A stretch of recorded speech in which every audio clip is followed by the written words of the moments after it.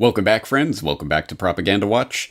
This week on the D program, we're going to turn our attention back to the Great Reset, which you will recall I covered in great detail recently in my podcast on Your Guide to the Great Reset. If you haven't seen that yet, I really suggest that you watch or listen to that podcast. I think it's a particularly important one. It is at Corbettreport.com/Great Reset. But if you have seen that, you will know that in that podcast, I explicitly state that that podcast is the 20,000-foot overview of the big agenda, i.e. the old agenda, the New World Order, with a fresh coat of lipstick. Now it's called the Great Reset, and it's being foisted on us by the World Economic Forum and its cronies. But let's delve into this in more detail today, because again, the 20,000-foot big overview is important, and understanding what this agenda is and what it's about is important. But what does it actually look like on the day-to-day lived experience level? What will the future look like, say, in 5 years? What will your day-to-day life actually look and feel like? Well, thankfully, we don't have to think too hard about it or speculate too much. We can leave the experts to do that for us, because our good friends over at Cognizant have produced a little video purported to be from the year 2025, looking back at the past 5 years of how the world has survived this COVID-19 scare/scourge, and what the world looks like now that we have survived.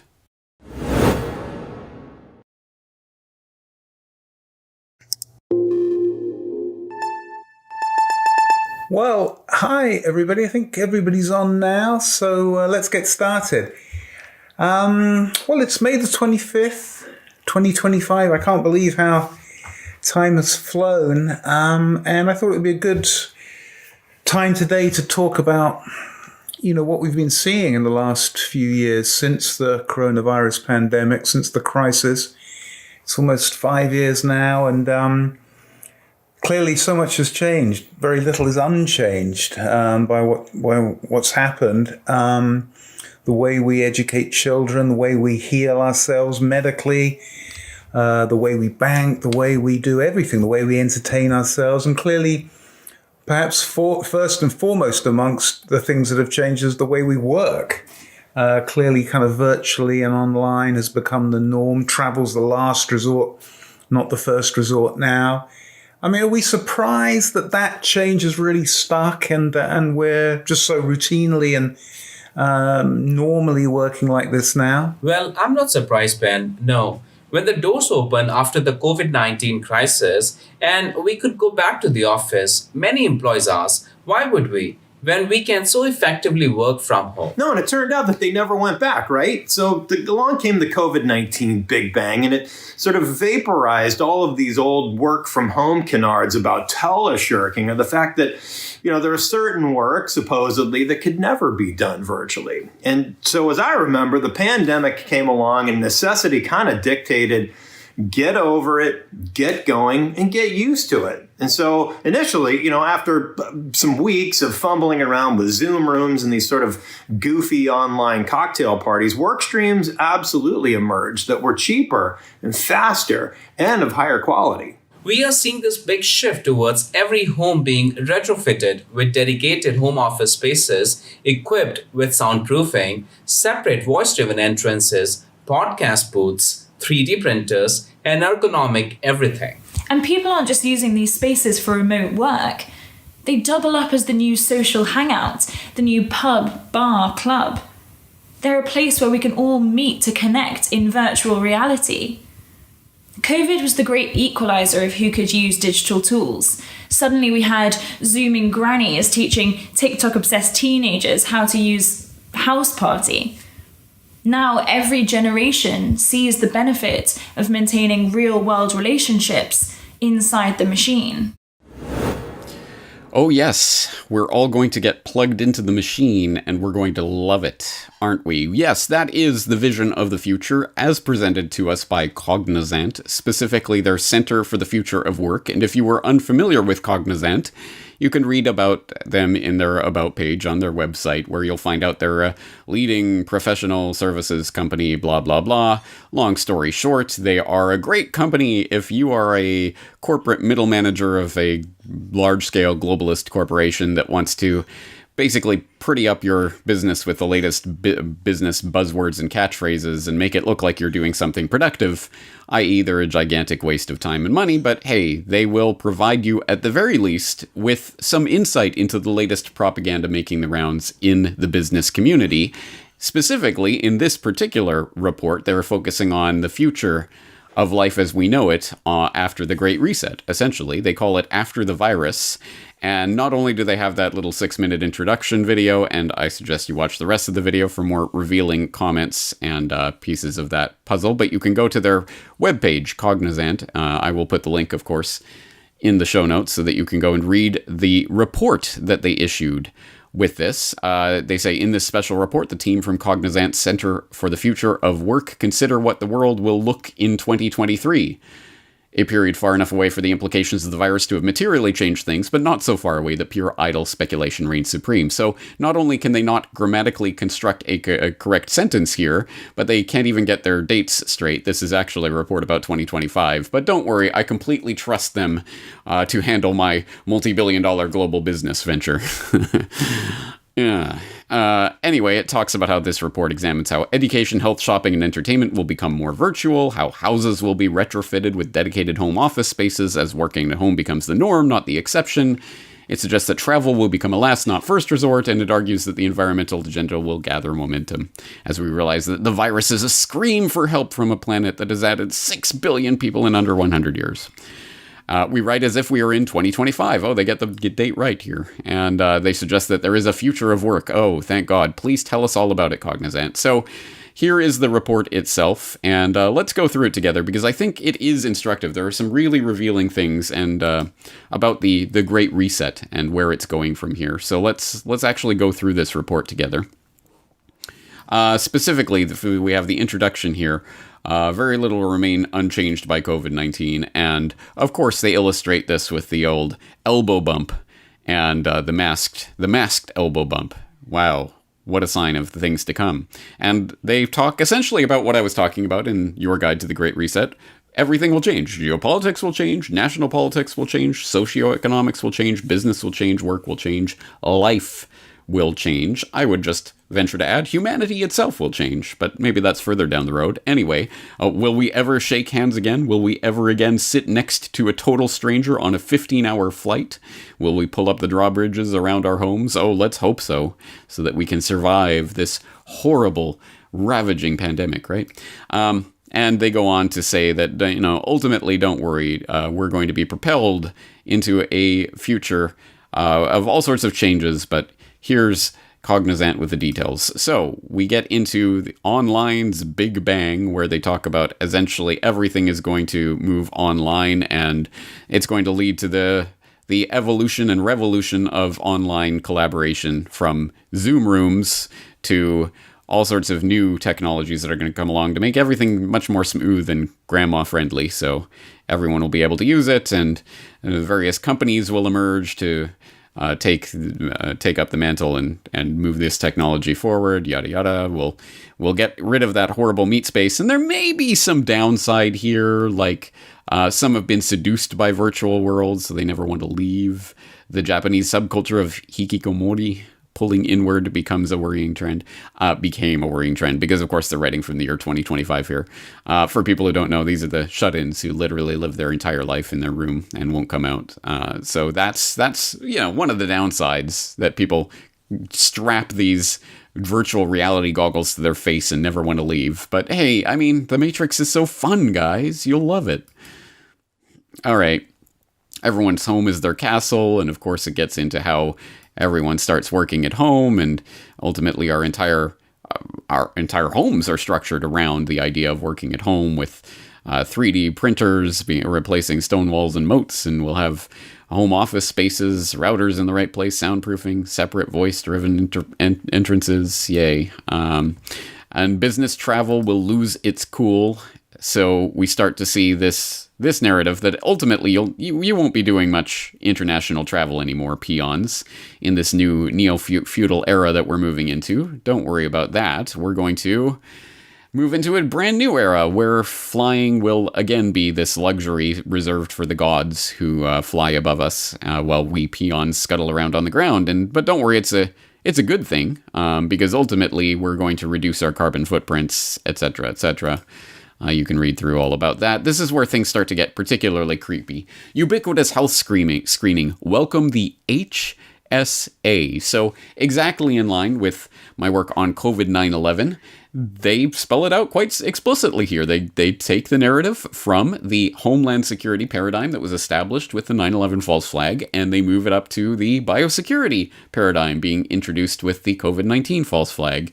And they do that quite explicitly here, talking about in short order, following the terrible events of 9/11, a security infrastructure was built to ensure such terrorist attacks never happened again. A security theater that's meant to keep the peons in check and basically provide prisoner training for the average person. Within weeks, the Transportation Security Agency was established in the US and variations of such around the world, and overnight the flying experience was utterly changed. Now each and every one of us is regarded as a threat. Yay! Now each and every one of us is treated the same, saint and sinner alike. Now each and every one of us is safe. Few terrorist attacks have happened since. See, guys, they saved us from the terror attacks that they created because they managed to put in this loving, swaddling Homeland Security state to keep us, to treat us all as a threat. And they spell it out here as if it's a good thing. Yay. By 2023, in the aftermath of the COVID-19 pandemic, the Health Security Agency had ramped up with a budget that made the TSA's $7.7 billion look like chicken feed. To enter any building or space, not just a plane or country, people were required by law to have a Star Trek-like tricorder scan and be turned away if they fail. The OK-to-go clearance system was initially deployed in high-traffic areas, but eventually spread into every county of every state in the country. At first, HSA staff administered the scan, but in another couple of years, the entire process was automated. The scanning equipment became ubiquitous in the airlock lobby of every building, including domestic buildings. Literally talking about the creation of airlock lobbies with automated scans to approve your access to any space based on what? This? COVID-19? Really?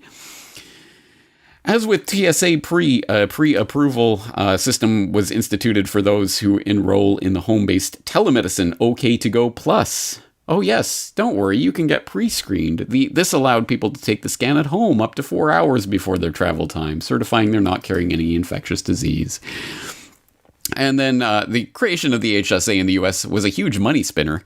Contracts to develop and produce the tricorder ran into the tens of billions of dollars, and the diagnostic capability and its ongoing maintenance was a generational goldmine. Oh, word to the wise businessmen out there, there's a lot of money to be made off of this scamdemic. Of course, you probably have to be one of the crony insiders who's already got connections to the government.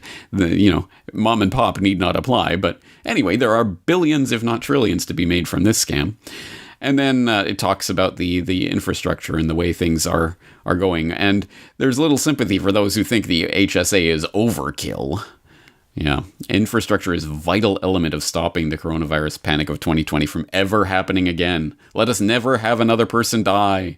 We can stop it, guys. Just give us all your rights and freedoms. It will happen. So it gets particularly creepy there. And then, of course, it goes into exactly what you would expect. Gaia and Greta from the fringe to the mainstream, talking about how the trillions and trillions of dollars are easy to count, but what about the intangibles? A young person's hampered career opportunities, treating psychological angst that is instilled in the young by the doom porn mongers of the mainstream, of course. But don't worry, silver linings emerged from the pandemic clouds, because by 2020 to 2022, the stopping of the clock of our frenetic business as usual style allowed us to appreciate the finer things in life, like the sights and sounds and smells of the unemployment line as people line up for the food bank, and as the riots and fires start raging all around us. Oh, it was such a peaceful and pleasant time to live through, and we all lived through it together. Remember, you're in it together. Anyway, yes, so of course, what an idyllic and wonderful time as nature started to overgrow everything once again, as we were all locked inside for years at a time based on a phony, ginned up scamdemic. And then the Earth breathed. Oh, yes. Okay, so 2020 brought home to us that Gaia theory was not fringe quackery and that Greta was onto something. Yes, that's what it did. And, yada, yada, blah, blah, blah. The World Economic Forum and others managed to help bring about the 2030 Sustainable Development Goals that lead us into the promised land, and etc., etc. You know how that story goes. Humans in the machine, yes, we're all going to get plugged into the matrix and we're all going to love it, and they're going to do things like inventing virtual monopoly boards so that as our siblings in the farthest reaches of the world sit there, we can play with them, high-fiving them when they bankrupt dad and tipping the virtual board over when we inevitably lose. Ha ha ha. Oh, it will be so much fun once all of our human relations are separated at a distance and intermediated by the digital world.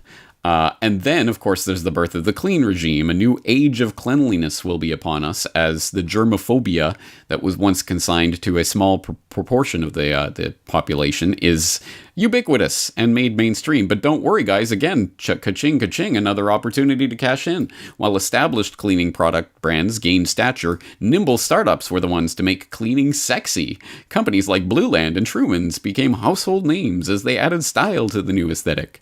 Even global arbiter of style and luxury LVMH, which I'm glad to say I don't even know if that is some sort of acronym I'm supposed to be pronouncing a certain way. LVMH, I don't even know the brand, pivoted to creating designer sanitizers in an effort to combat the novel coronavirus. Clean became cool, and where there was cool, there was cash. Yay! Ka-ching! The war against pathogens was fought and will continue to be fought much differently from wars of the past. Germs can't be shot down or bombed. Instead, we combated our enemy with sanitizing and hand washing. Propaganda posters pictured not Rosie the Riveter, but Cliff the Cleaner. And yada, yada, yada. We all became neat freaks, clean germaphobes who will never have to deal with icky human matter ever again. Speaking of which, the cost of aging in a post-pandemic world. Well, you know what? That Ray Kurzweil guy was kind of onto something when he talked about living long enough to live forever. If we can just make it to the ripe old age of 120, biotechnology will have advanced so much that humanity will have been cured of death. Yes, guys, this is the end goal that they are steering us towards. Not that they actually want to cure death, I think, but that they want us to believe that this is the goal and this is what we should be striving for. Therefore, we have to do anything and everything possible to swaddle us in the loving cocoon of the Big Brother police state so that we never, ever, ever die. They are promising the immortality that has been taken away by the secularization of society and the general loss of belief in religion. Now we have the state that will come along and provide you the immortality, the promised land. All you have to do is give them everything, and they will provide immortality for you. And if you believe that, boy, do I have some bridges to sell you. Anyway, and of course, they quote Ezekiel Emanuel. If you're not familiar with him, I suggest you type that name into my search bar. You will find some interesting and revealing things about bioethicists, who are an essential part of the new technocratic priest class that's coming into view on the biosecurity scamdemic. And Ezekiel Emanuel is a very important part of that, with his controversial 2018 article talking about that people might just have to die at a certain age. Why do we think we should live to be old? Etc., etc. Another casualty of the virus, privacy, of course. It says the most draconian policy took hold in China, where the use of smartphone data and facial recognition cameras obliged individuals to self-report their temperature and medical conditions on a daily basis. Using these measures, the government could effectively track and in some cases forcibly isolate individuals considered high risk, as well as identify those with whom they'd come into contact. I'm confused. This is held out as the most extreme and draconian measure, or the most sensible measure, depending on your point of view, in China. But isn't this exactly what they're talking about with the creation of the HSA and the OK to go system?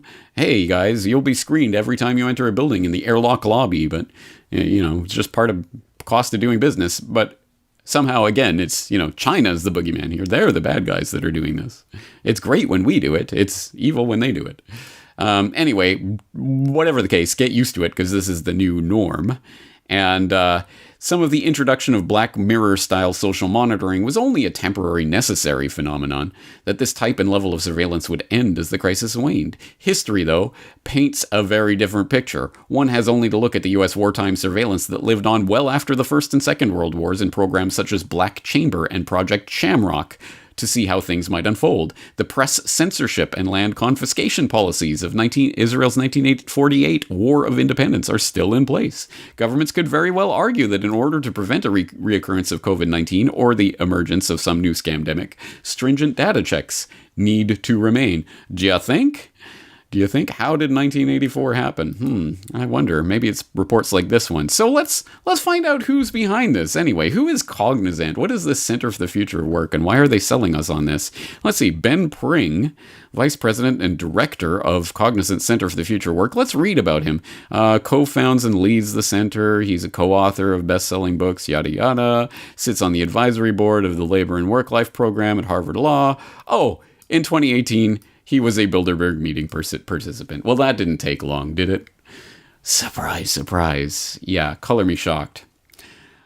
Okay, as I always say, go and read through the report for yourself. You will find all of this information, and you will be able to see it in its context and see the way it's being presented. To a certain extent, this is tongue-in-cheek. To a certain extent, this is a warning about what's to come. But to a large extent, it's, I think, ka-ching, ka-ching. Hey guys, here are the hot new business trends that you can cash in on if you know where things are heading. And we've got the inside track on what the world's going to look like in 2025, which is partly, I'm sure, actually what they are actually aiming at. And so they are actually looking for business opportunities within that. Partly also, of course, I think the public mind is generally being prepared for this is the new normal. This is inevitable. You can't fight it. Here it is. It's happening. What are you going to do? Like, what were you going to do about the TSA? It's here now, and now it's just a fact of life. You're never getting rid of that. And when the HSA comes along, or whatever it ends up being called, it'll be the same thing. What are you going to do? Interesting question. Well, anyway, they're telling you. They're putting it out on the table. And, of course, the normies will continue to rant about conspiracy theories, but meanwhile, the realists will understand exactly what is happening in black and white in these people's own words, and we will know what is happening and how it is unfolding. And you will be better informed as a result of this, and hopefully you can inform a few of the normies in your life who may be open to this information. That's going to do it for today. James Corbett, CorbettReport.com.